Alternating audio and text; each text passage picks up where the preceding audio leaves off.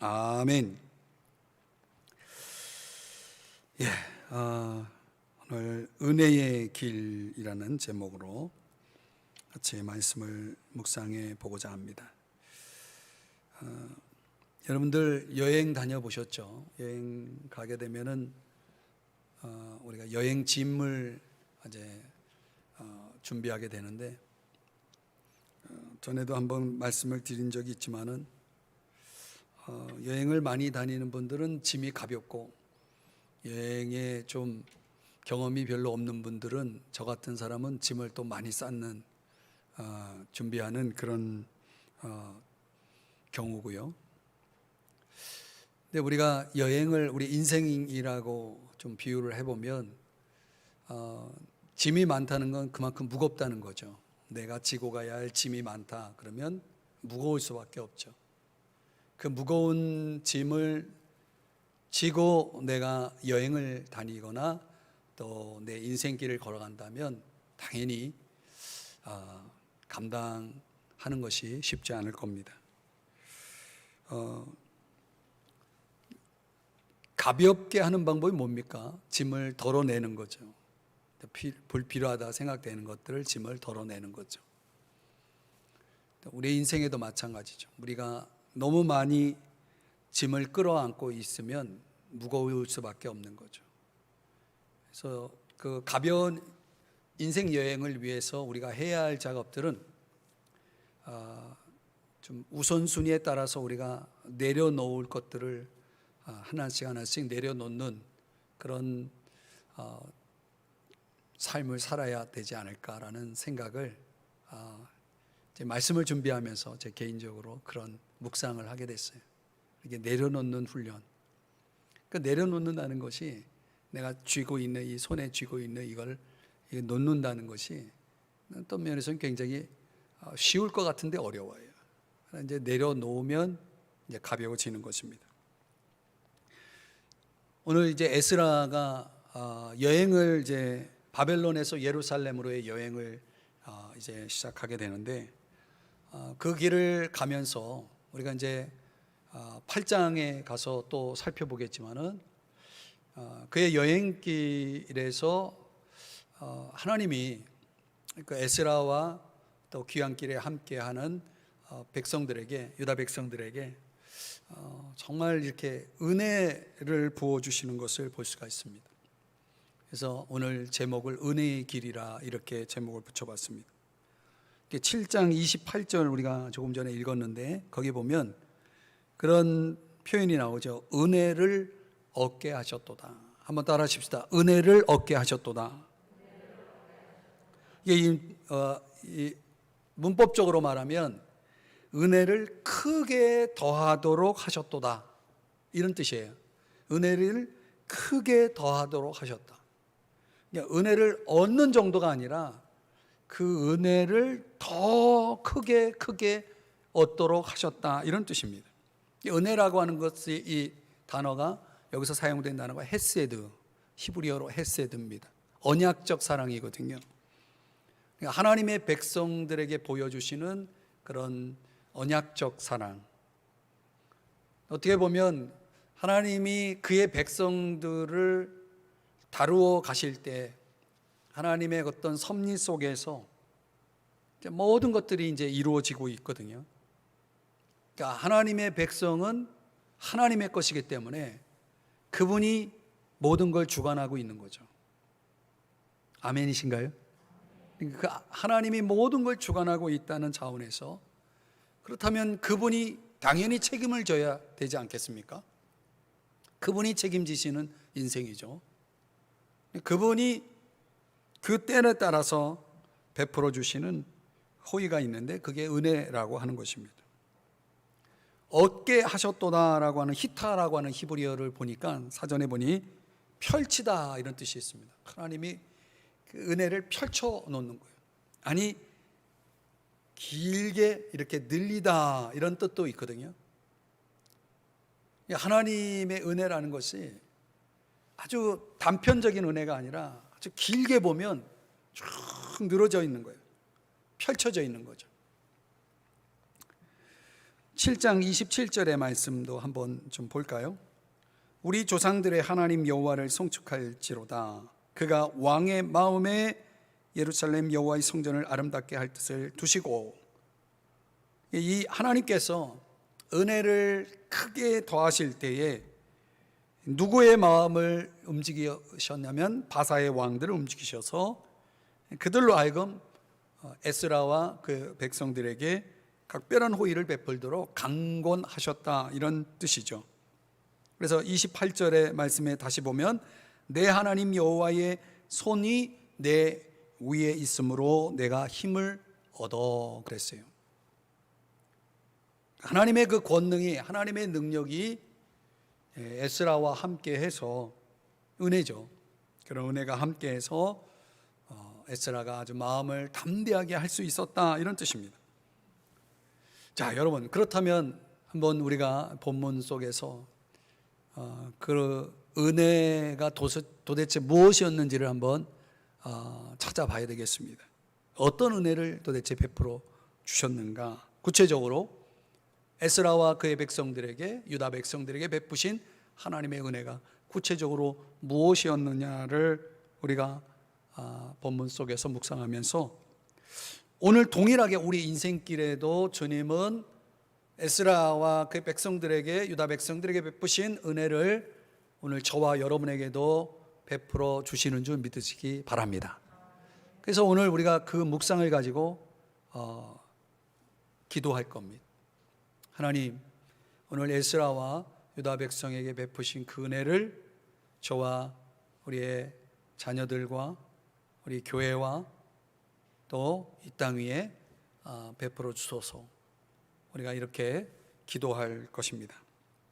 자, 주님이 함께 하셔서 베푸신 은혜가 무엇일까요? 첫 번째는요, 함께하는 사람들입니다. 한번 따라 하십시다. 함께하는 사람들. 자, 28절을 다시 보면은 모든 방백 앞에서 그 중간부터 읽어보면 은혜를 얻게 하셨도다. 어떤 은혜냐? 내 하나님 여호와의 손이 내 위에 있으므로 내가 힘을 얻어. 그 다음, 이스라엘 중에 우두머리를 모아 나와 함께 올라오게 하였노라. 이게 현대인의 성경에서는 이렇게 번역이 되어 있어요. 여러분 자막에 보시는 대로, 내가 이스라엘의 지도자들을 설득하여 그들과 함께 예루살렘으로 돌아올 수 있었다. 여기 누구를 지금 언급하고 있냐면 이스라엘의 지도자들. 즉 에스라가 예루살렘으로 올라올 때 에스라 혼자 온 게 아니고 같이 오는 사람들이 있었는데, 여기 뭐라고 얘기하냐면 설득했다라고 그랬어요. 그러니까 뭔가 에스라가 예루살렘으로 돌아와서 해야 할 일들이 있는데, 우리가 잘 아는데요, 성전을 재건해야 되고 여러 가지 할 일이 있는데 그 일들을 함께 할 수 있는 사람들을, 이제 그들을 데리고 가야 되는데 특별히 이스라엘의 지도자들이 필요했다는 거죠. 근데 그들이 자원해서 가려고 했는가? 오늘 본문에 의하면 그렇지 않았던 것 같아요. 근데 이 에스라가 이스라엘 지도자들을 뭐 했다고 말하냐면 설득했다 그랬어요. 그들에 대한 이 소개가 8장 1절부터 14절까지 보면은 이 귀환한 사람들의 남자의 총수가 1496명이에요. 1496명. 여러분들이 한번 카운트를 해보면, 계산기를 놓고 카운트 해보면 1496명으로 돼 있어요. 그리고 거기에 플러스해서 부녀와 아내들과 그리고 아이들까지 합치면은 뭐 대략적으로 약 한 5천 명 정도가 움직였다는 걸 알 수가 있습니다. 근데 그 움직임 속에 에스라의 설득이 부분적인 원인이 되었겠지만, 결정적으로는 하나님께서 바사의 왕의 마음을 움직여서 조서를 내리게 했기 때문에 가능했다. 그게 이제 7장 12절 13절인데요 제가 12절을 읽고 여러분이 13절을 읽어주세요.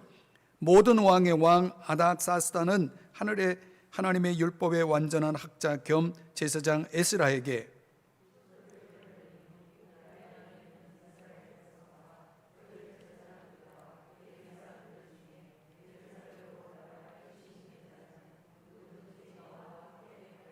갈지어다, 누구든지 너와 함께 갈지어다. 이 조서가 아니었다면 에스라가 누구를 데려갈 수 있습니까? 왕이 명령을 하지 않았는데.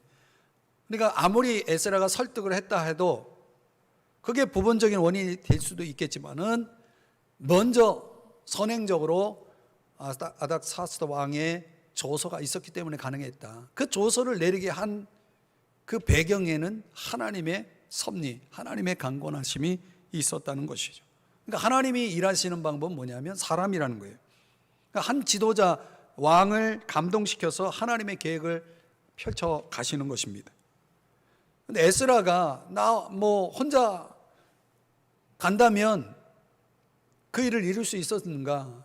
그럴 수 없었다는 거예요. 그래서 에스라는 같이 함께 할 사람들을 이제 모집하게 되고, 그리고 함께 여행길에 나서게 되는 거죠. 그러니까 하나님께서 이 에스라와 함께 할 수 있는 사람들의 마음까지도 움직이고 있는 것을 볼 수가 있습니다. 그래서 그 일들을 섭리하시는 것입니다. 이게 이제 하나님의 원리입니다. 그러니까 하나님이 일하실 때는 언제나 하나님이 나를 통해서 일하실 때 나와 플러스 알파가 있는 거죠. 누군가가 있는 거죠. 그러니까 하나님이 나를 독단적으로 나 한 사람을 쓰실 수 있다 이렇게 생각할 수도 있겠지만은 하나님은 그런 원리로 우리를 쓰시지 않습니다. 하나님이 나와 더불어 누구를 함께 쓰시는 분이시다.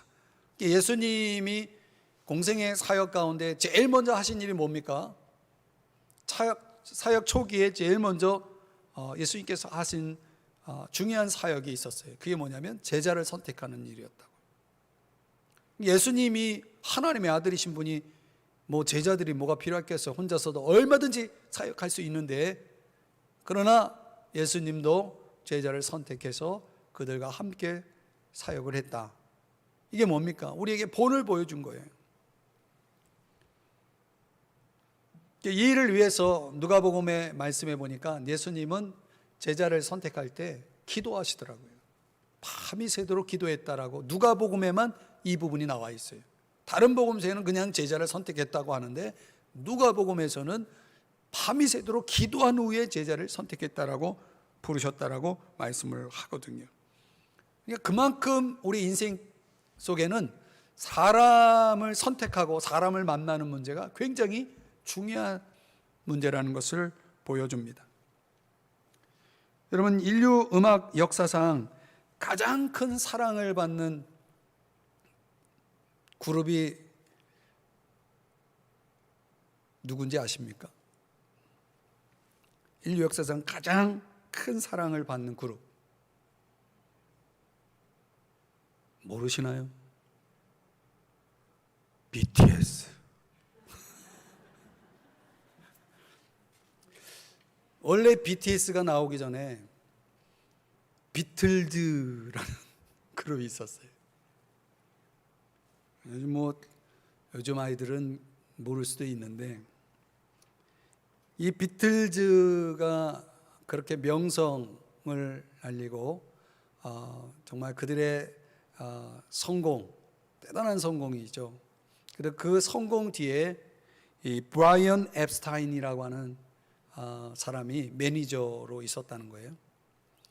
원래 이제 음반 가게를 하고 있었는데 그 손님이 부탁한 음반을 이렇게 구매하러 갔다가 비틀즈의 매니저를 맡게 됐다고 하는 그런 스토리가 있습니다.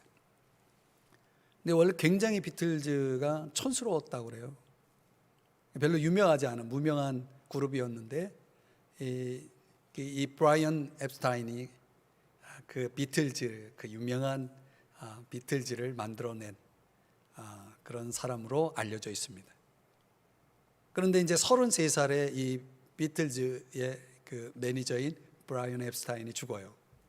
그러나서 2년 후에 비틀즈가 해체되는 수순을 밟습니다. 그래서 많은 사람들은 이 비틀즈의 성공은 그들의 성공이라기보다는 브라이언 앱스타인의 성공이다, 이렇게 역사 여러 가지 자료를 보면은 이 사람에 대해서 굉장히 공을 두고 있는 것을 알 수가 있습니다. 뭐 여러분들 잘 아는 BTS를 만든 사람이 누구예요?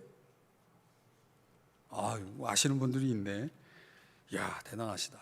그러니까 방시혁이라고 하는 사람이 지금 이제 BTS를 기획하고 지금 뒤에서 좌지우지 하잖아요. 대단한 사람이거든요, 그 사람.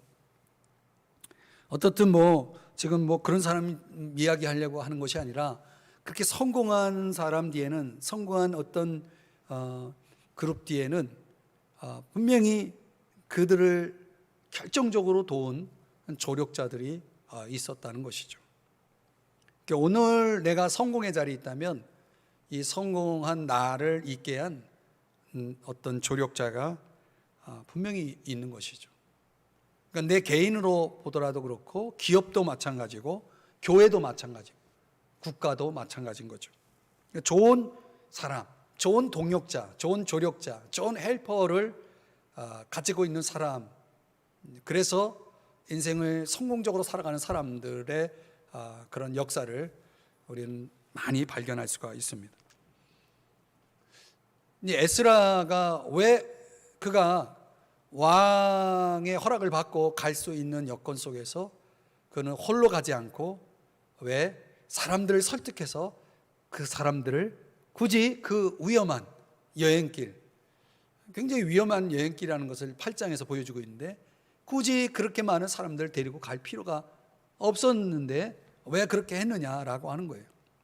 그것은 하나님의 방법, 하나님의 일은 사람이기 때문에, 그래서 그 사람을 선택하고 부르고 만나고 하는 그런 작업을 이루어 나간 것이죠. 그래서 오늘 우리가 뭐 일상적으로 우리의 삶을 들여다보면 다 그런 것 같아요. 원리가 우리가 직장에서 열심히 일을 한다고 했을 때 직장 생활에 있어서 내가 직장인으로서 성공하기 위해서는 또 좋은 동료가 필요하겠죠. 좋은 사람을 만나, 좋은 상사 또는 뭐 같은 동료가 될 수도 있고요. 좋은 사람을 만나는. 그래서 여러분들이 직장 다니는 자녀들이나 아니면 남편, 아내 있다면 그들을 위해 기도할 때 좋은 동료를 위해서, 좋은 친구를 위해서 기도해 주시는 것 중요해요. 허드슨 테일러라고 하는 사람 여러분 들어보셨죠? 중국 선교의 아버지죠. 유명한 기도가 있는데 하나님께 이렇게 기도합니다. 하나님, 간구합니다. 앞으로 저에게 100명의 선교사들을 추가로 더 보내주십시오. 그리고 저로 하여금 주님의 큰 사역을 잘 감당할 수 있게 하소서. 100명의 선교사를 더 보내달라고, 이런 기도를 하나님 앞에 드렸다고 그러죠. 그러니까 우리가 사람에 대한 기도, 특별히 함께하는 사람들을 위한 기도가 우리에게는 얼마나 중요한지 모릅니다. 우리의 자녀들을 위해 우리가 축복하며 기도할 때 정말 그 자녀에게 좋은 친구, 좋은 선생님, 좋은 어떤 멘토, 좋은 스승을 통해서, 그런 만남을 통해서 저들의 인생길에 정말 그런 축복된 그런 인생길을 걸어갈 수 있도록 우리가 기도해야 된다는 것입니다. 그렇게 축복해야 된다는 거예요. 사람을 위해 기도하라는 거예요. 사람을 위해 기도하고 좋은 만남을 위해서 기도하라는 거죠. 그 만남의 은혜가 인생길에 있을 때 그 길은 행복할 수 있고 또 성공적일 수 있다라고 하는 것입니다. 에스라의 이 인생길에, 그의 여행길에 함께하는 사람들에 대한 어떤 하나님의 섭리, 이런 섭리를 제가 이 본문에서 보면서 이걸 위해 우리가 기도해야 되겠구나. 뭐 지금까지 여러분들이 기도해 왔다면 그 기도에 더 믿음을 가지고 이런 맥락에서 하나님, 함께하는 자들을 위해 기도하는 그런 어떤 저와 여러분의 그 간절한 중보가 있을 때 하나님이 우리 가족들이 또 교회 안에서 또 여러분의 일터 안에서 더 나아가서 이 나라를 위해서 기도할 때도 이런 것들을 놓고 기도할 때 하나님의 은혜의 큰 역사가 함께할 줄 믿으시기 바랍니다. 그래서 기도해야 됩니다. 저는 이제 목회하면서 저 같은 경우 여러분들이 저를 위해 기도해 준다면 저를 위해서만 기도하지 말고 우리 부사역자들을 위해서 같이 우리 함께 동역하고 있는 우리 부목사님들, 전도사님들을 위해서 기도 많이 해 주셔야 돼요. 저를 위해 일을 기도한다 그러면 그분들을 위해서 일도 기도해 주셔야 돼요. 똑같이 기도해 주셔야 돼요. 왜 아멘이 없어요? 자, 두 번째, 오늘 이 에스라의 인생길에 하나님이 베푸신 은혜를 보니까 물질적인 은혜입니다. 자, 7장 15절서부터 좀 내용은 길지만 우리 한번 교독해서 말씀을 한번 20절까지 한번 내용을 봐야 되는데요. 제가 15절을 읽고 여러분이 16절, 교독해서 20절까지 봅니다. 왕과 자문관들이 예루살렘에 거하시는 이스라엘 하나님께 성심으로 드리는 은금을 가져가고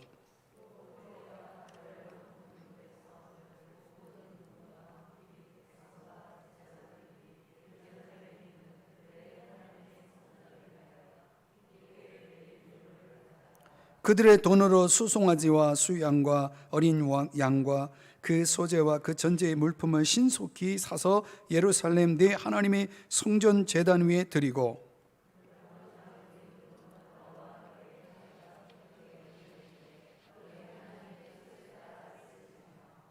네 하나님의 성전에서 섬기는 일을 위하여 네게 준 그릇은 예루살렘 하나님 앞에 드리고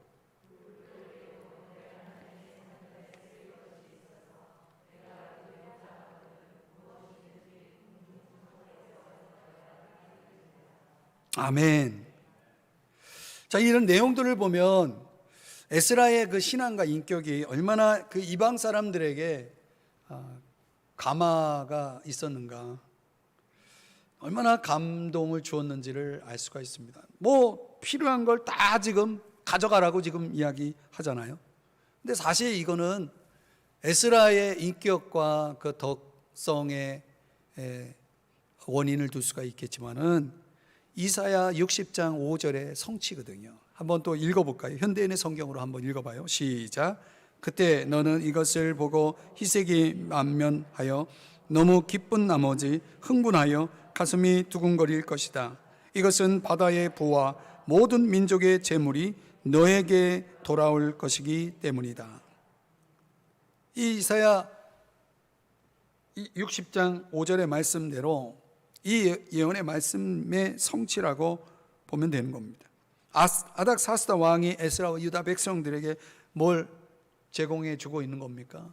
근데 올라가면 이제 성전과 관련돼서 여러 가지 필요한 것들이 있을 텐데 필요한 거를 다 가져가라는 거예요. 이건 하나님의 은혜적 섭리가 있었기 때문에 가능하다는 것입니다.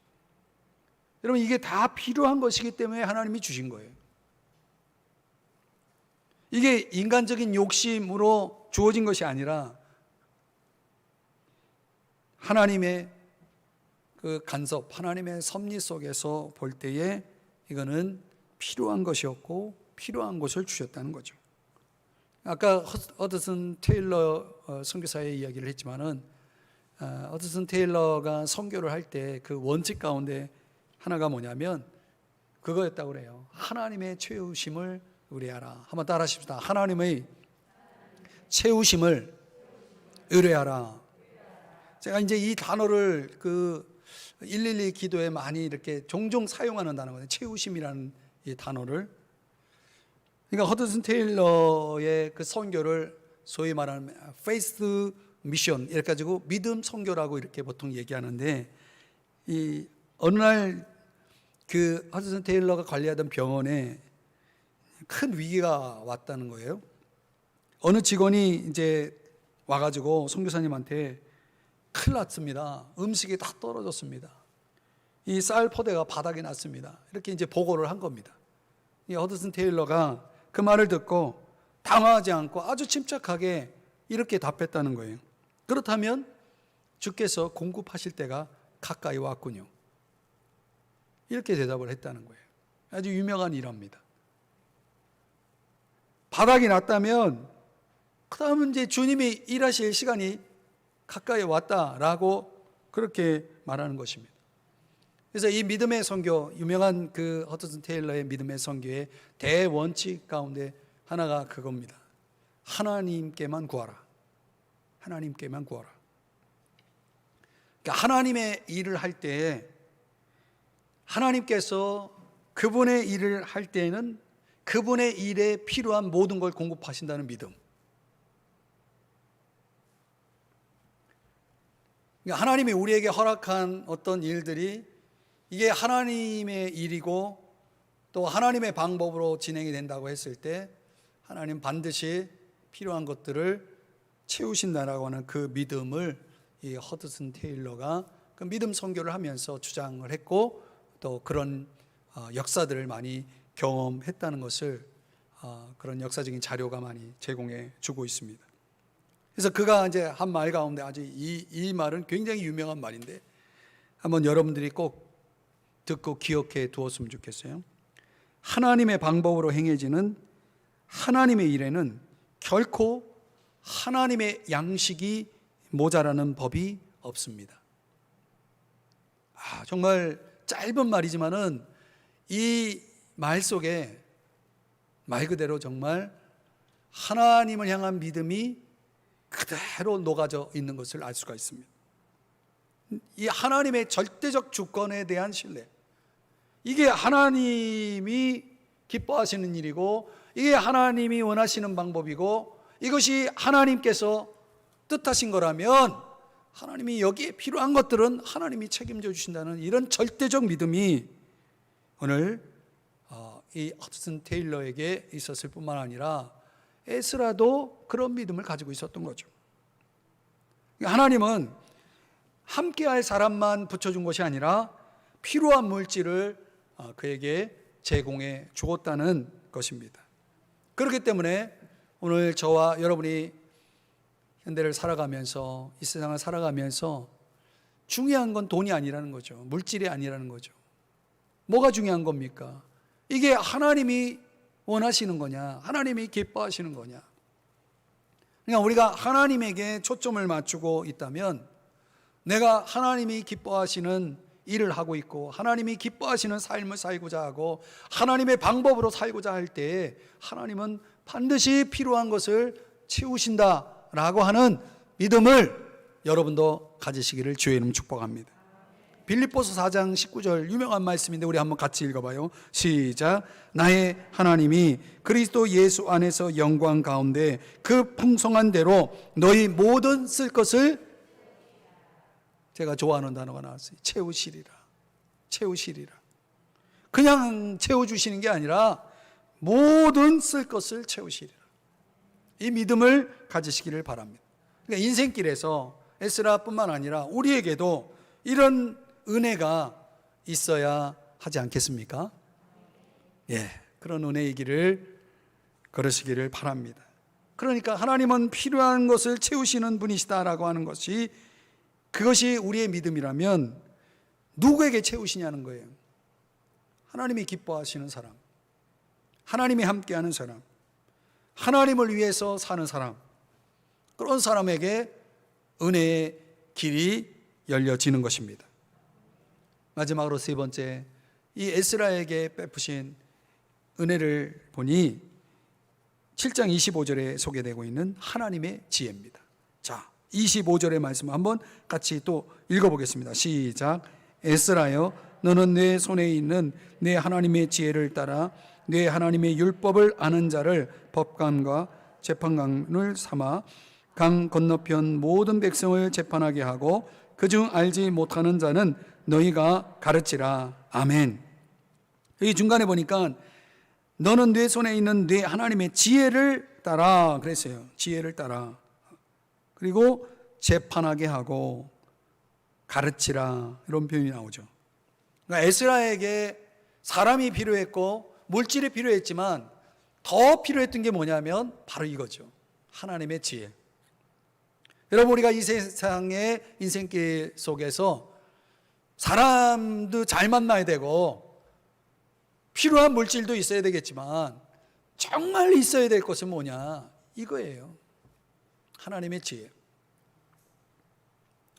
하나님이 그런 지혜를 에스라에게 주셨을 뿐만 아니라 에스라와 함께 일해야 할 재판관, 법관들을 이제 임명하고 세울 때 그들이 그런 지혜를 가지고 있는 사람이어야 한다라고 하는 것을 여기서 말씀하고 있는 거죠. 그러니까 지혜가 참 중요한 겁니다. 미래학자 엘빈 토플러의 제3의 물결의 지적대로 지금은 뭐 산업화를 넘어서 이제는 정보화 시대, 지식의 시대를 우리가 살아가고 있잖아요. 근데 성경이 이런 수많은 지식들, 이제 그의 예언대로라고 본다면은 현대에 와서는 지식이 어느 정도로 쏟아져 나오냐면 매 73일마다 2배의 지식이 지금 쏟아져 나오고 있다라고 보는 거거든요. 73일마다 2배의 지식, 전 세계적으로 어마어마한 지식들이 쏟아져 나오는 겁니다. 애플베리라고 하는 사람이 쓴 책에 보면은 그런 내용들이 나옵니다. 근데 그 수많은 지식들이 쏟아져 나오는 이 시대를 살아가는 사람들이 얼마나 행복한가 보면은 그 내용들을 들여다보면 우리가 잘 아는 대로 전혀 행복해 하지 않는다는 거죠. 그러니까 지식이 많다고 행복한 거냐? 그렇지 않다는 거죠. 그래서 그 이유를 분석해 보니까 지식으로는 인간이 행복할 수가 없다. 지식만으로는 행복할 수 없다라고 하는 것을 이야기합니다. 그걸 이제 잘 이야기해 준 사람이 누구냐면 버크만 올리버라고 하는 사람 쓴 행복 중독자로 번역된, 이 원어로는 헬프라고 하는 제목으로 된 책인데요. 여러분들이 한번 기회가 되면은 한번 사서 읽어 보실 만한 책입니다. 행복 중독자라는 책인데, 거기 보면 사람들이 돈을 벌고 성공하고 정말 좋은 인간관계를 이루고자 그렇게 애를 쓴다는 거예요. 이 세 가지를 위해서 사람들이 애를 쓴다는 거예요. 그런데 그걸 다 이루었는데 과연 그 사람이 행복할까? 이 버크만 올리버가 하는 말이 아니라는 거예요. 행복하지 않다는 거예요. 그러면서 이제 그 행복의 여러 가지 조건들, 그런 것들을 가지고 이제 그 저자가 여러 가지 얘기를 하는데, 저는 저자의 얘기를 여러분에게 전하려고 하는 게 아니고, 여러분, 저 유명한 성 어거스틴이 이런 말을 했어요. 내가 하나님을 만날 때까지는 그 어디서든지 행복할 수 없다. 이런 걸 영적인 행복이라고 말하죠. 그러니까 이 세상에 돈도 있고 성공도 있고 또 좋은 인간관계도 있다 해도 그 인생 속에 하나님이 빠져 있다면 그는 행복할 수 없다는 거예요.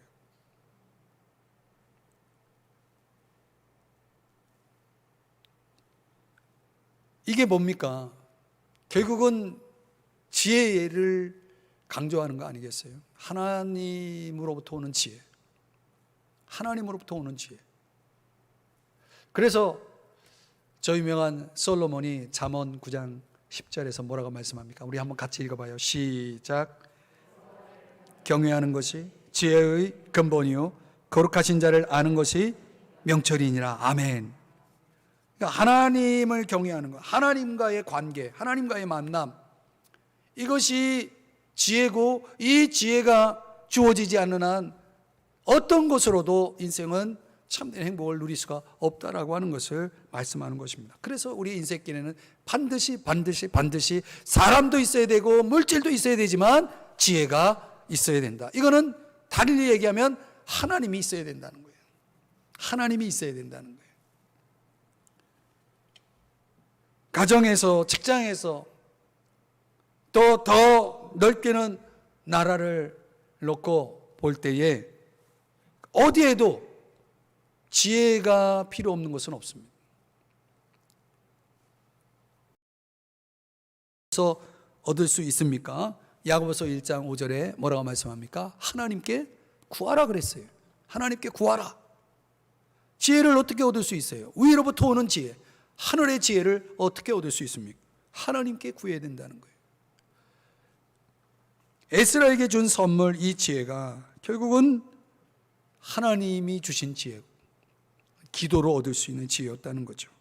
그러니까 우리가 하나님께 도움을 구하고 살아간다면, 그래서 지혜를 가질 수만 있다면 우리 인생이 얼마나 달라질 수 있을까요? 그러니까 우리가 정말 우리 자녀들에게 주고자 하는 최고의 선물도 결국 뭡니까? 이 지혜 아니겠습니까? 지혜. 하나님의 지혜. 하나님의 지혜가 있기 위해서 하나님을 줘야 되겠죠. 그러면 그가 하나님을 인격적으로 만날 수 있게 해야 돼요. 하나님을 만나는 것 외에는 우리가 우리 자녀들을 행복하게 만드는 다른 길이 없어요. 우리 자신도 그렇고, 우리 가족들, 교회. 그러니까 우리가 교회 안에서 신앙생활하면서 하나님을 만나지 못한 사람들은 행복하지 않습니다. 신앙생활 속에 정말 하나님을 만난 사람들은 뭐 그 교회가 은혜롭고 뭐 이런 것들 막 여러 가지 조건들을 따질 수 있겠지만은, 저는 하나님을 만난 사람은 어떤 조건 속에서도 행복해요.